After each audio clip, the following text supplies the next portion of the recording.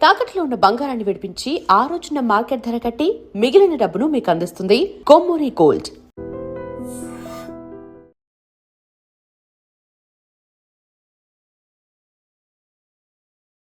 నమస్తే, welcome to I dream. నేను Rachel.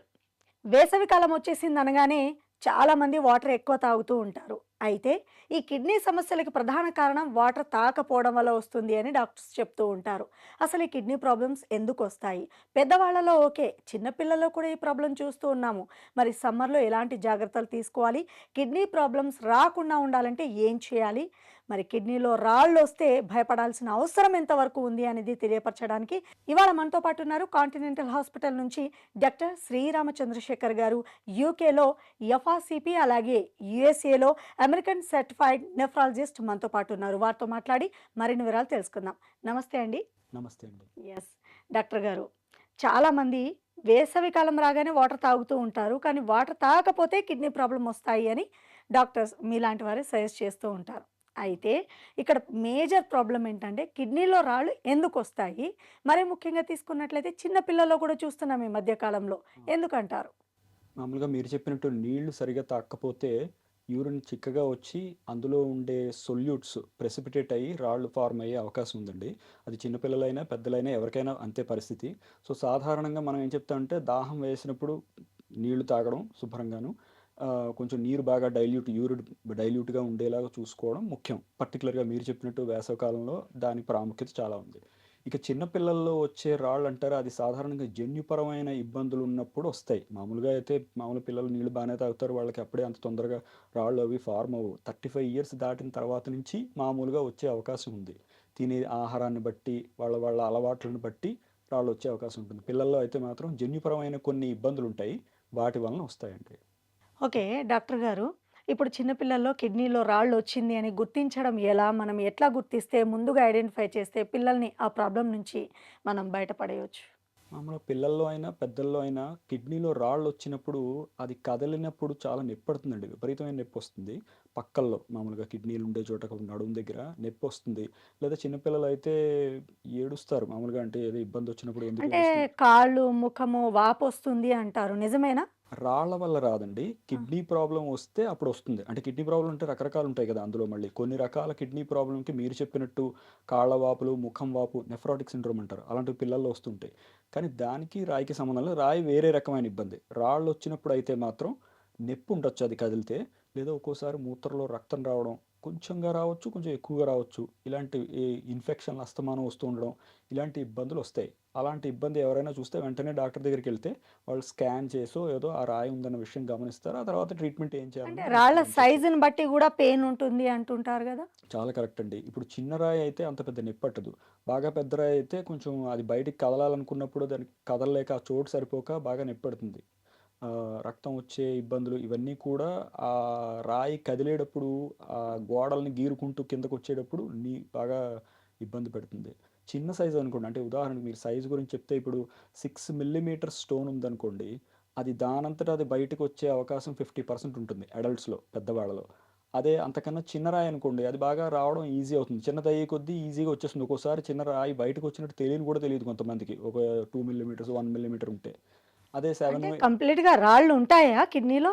ఉంటాయండి. చాలా మందికి రాళ్ళుంటాయి. కొన్ని చిన్న చిన్నవయితే వాళ్ళకి ఉన్నట్టు కూడా తెలీదు, అది బయటకొచ్చినప్పుడు తెలుస్తుంది. ఒక్కోసారి బయటకొచ్చినప్పుడు కూడా తెలియకపోవచ్చు. బాగా అది లోపలే నలిగిపోయి బయటికేదో బురద నీరులాగా, ఇసకతో కలిసిన నీరులాగా బయటకొస్తే, కనీసం వాళ్ళకి అది రాయి ఉన్నట్టు కూడా తెలియకపోవచ్చు. అది చూసిన తర్వాత అనుమానం రావచ్చు.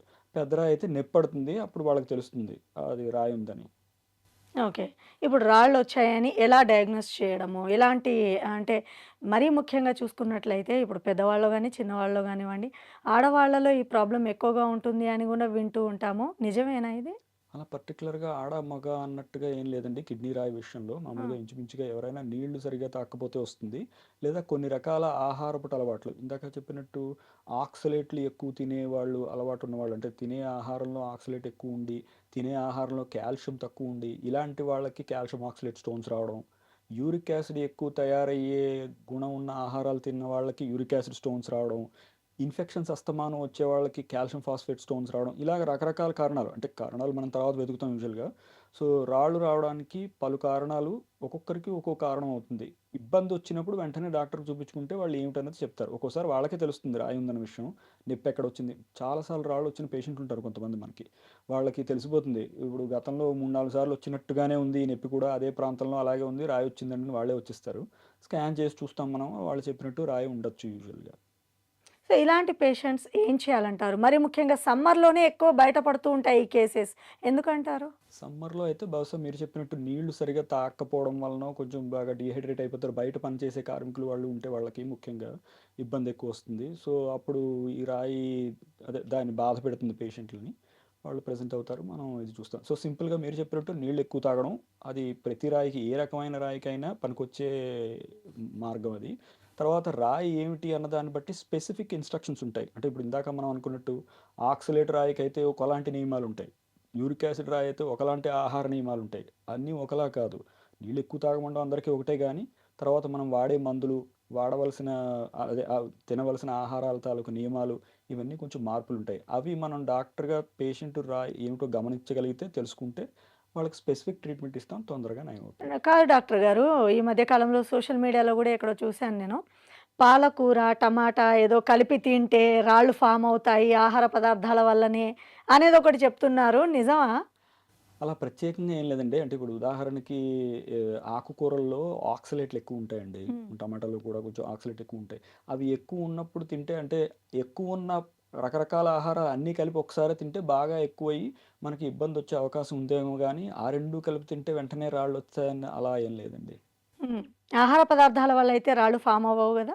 అవుతాయండి. అంటే ఆ పదార్థం ఏమిటన్నదాన్ని ఇప్పుడు ఇందాక అనుకున్నట్టు ఆక్సలేట్ ఎక్కువుండే ఆహార పదార్థాలు కొన్ని అవి అస్తమానం అవే తినేవాళ్ళుంటే ఇబ్బందొస్తుంది. అంటే ఉదాహరణకి మీకు నాకో పేషెంట్ ఉండేవారు ఒకాయన.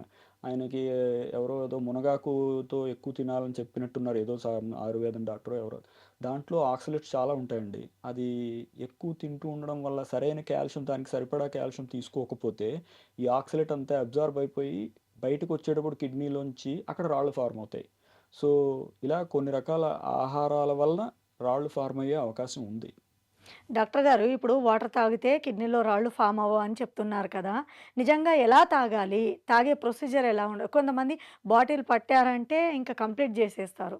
అలా కొంతమందేమో ఎప్పుడు తాగుతూనే ఉంటారు. 5, 6 లీటర్స్ అలా. ఎలా తాగాలి? ఎంత అవసరం బాడీకి వాటర్ అసలు? మామూలుగా అన్ని ఆహారపు అలవాట్లు బ్యాలెన్స్‌డ్‌గా ఉన్నాయనుకోండి. ఇబ్బంది లేకుండా మామూలుగా ఉన్న వాళ్ళకి. వాళ్ళకి ఒక 2-3 litres of water per 24 hours. 24 గంటల్లో 3 లీటర్ల నీళ్లు తాగారంటే చాలా మందికి ఇబ్బంది ఏమి ఉండదు. అది సరిపోతుంది. కొంతమందికి ఇందాక మనం అనుకున్నట్టు జన్యుపరంగా ఇబ్బందులుండి రాళ్ళు ఏర్పడే గుణం ఉన్న వాళ్ళకి, లేదా ఆహారపు అలవాట్లు కొంచెం ఇలాగ కొంచెం ఎక్కువగా ఉండి రాళ్ళు ఏర్పడే గుణం ఉన్న వాళ్ళు కొంచెం నీళ్ళు ఎక్కువ తాగాల్సి ఉంటుంది. వాళ్ళకి నేను మామూలుగా 4 లీటర్లు అని చెప్తాను. కొంచెం ఇంకొంచెం ఎక్కువ. సాధారణంగా 4 లీటర్లు తాగితే రోజుకి ఎలాంటి రాళ్ళైనా ఏర్పడే ఇది ఉంటే దానివల్ల రాకుండా ఉంటుంది. అంటే ఏ సీజన్‌లోనైనా 4 లీటర్ వాటర్ తాగాలి. ఇంచుమించుగా అంతేనండి. ఏ సీజన్‌లో అయినా 4 లీటర్స్ తాగితే సరిపోతుంది. ఇప్పుడు ఉదాహరణకి ఇప్పుడు ఏసీలో కూర్చొని పనిచేసే వాళ్ళు ఉన్నారనుకోండి. యెస్. వాళ్ళతోటి ఇప్పుడు పాపం బయట పనిచేసే వాళ్ళు ఎండలో తిరిగే వాళ్ళు ఉన్నారనుకోండి. వాళ్ళిద్దరికీ ఒకటే నియమం చెప్పలేం మనం. హ్మ్. ఏసీలో ఉన్న వాళ్ళకి పెద్దంత అవసరం ఉండకపోవచ్చు మరి ఆఫీస్‌లో అలా అయితే కూర్చునే వాళ్ళకి. వింటర్‌లో గూడా 4 లీటర్ వాటర్ మీరన్నది అవసరం లేదా? కరెక్టే. అదే. అందుకే మామూలుగా అయితే చాలా మందికి అసలు వాళ్ళ దాహాన్ని బట్టి వాళ్ళ శరీరం చెబుతుంది లోపల నుంచి నాకు దాహం ఏస్తుందనిపిస్తే తాగడం, లేతే లేదు. అది సరిపోతుంది. కాకపోతే ఒక్కోసారి రాళ్ళుండి బాగా ఇబ్బంది పడుతున్నారనుకున్న వాళ్ళకి మళ్ళీ రాయి రాకూడదు అనుకున్నప్పుడు మనం వాళ్ళకి చెప్తామనమాట. మీరు కొంచెం దాహం లేకపోయినా మీరు కొంచెం ఎక్కువ తాగాలని. మామూలు జనాలైతే వాళ్ళు ఏ ఇబ్బంది లేకపోతే ఇంతవరకును. వాళ్ళు మామూలుగా దాహాన్ని బట్టి తాగితే సరిపోతుంది. సుమారుగా ఎండాకాలంలో అయితే 3 లీటర్ల వరకు ఇబ్బంది ఉండకుండా ఉంటుంది. సో, మొత్తం మీద కిడ్నీలో రాళ్ళు ఫార్మ్ అయిన పేషెంట్ ఏం చేయాలంటారు? ఇదొక్కటి చెప్పండి. సో, యూరిన్‌లో కొన్ని అనాలిసిస్‌లు ఉంటాయండి. యూరిన్ అనాలిసిస్ ఉంటుంది. 24 అవర్స్ పాటు యూరిన్ కలెక్ట్ చేసి, అందులో కాల్షియం ఎంతుంది, పొటాషియం ఎంతుంది, ఏదో ఇలా సిట్రేట్ ఎంతుంది, ఆక్సలేట్ ఎంత ఇలాంటి రకరకాలవన్నీ చెక్ చేసి, అలాంటి యూరిన్‌లో ఎలాంటి రాళ్ళు ఫార్మ్ అయ్యే అవకాశం ఉందన్నది మనం తెలుసుకొని, దానికి తగ్గ ట్రీట్మెంట్ ఇస్తాం. లేదు ఒక్కోసారి కొంతమంది రాయినే పట్టుకొనొస్తారు. వాళ్ళు ఎలాగో కలెక్ట్ చేసుకుంటారు. అంటే పడినప్పుడు తెలుస్తుంది వాళ్ళకి దాన్ని పట్టుకొని తీసుకొస్తారు. చూస్తాను రాళ్ళు. లేదా యూరాలజిస్ట్ లోపలికెళ్ళి బయటికి రాయి తీసినప్పుడు సరే అది దొరుకుతుంది ఎలాగోను. ఆ రాయిని అనాలిసిస్ చేయొచ్చు మనం.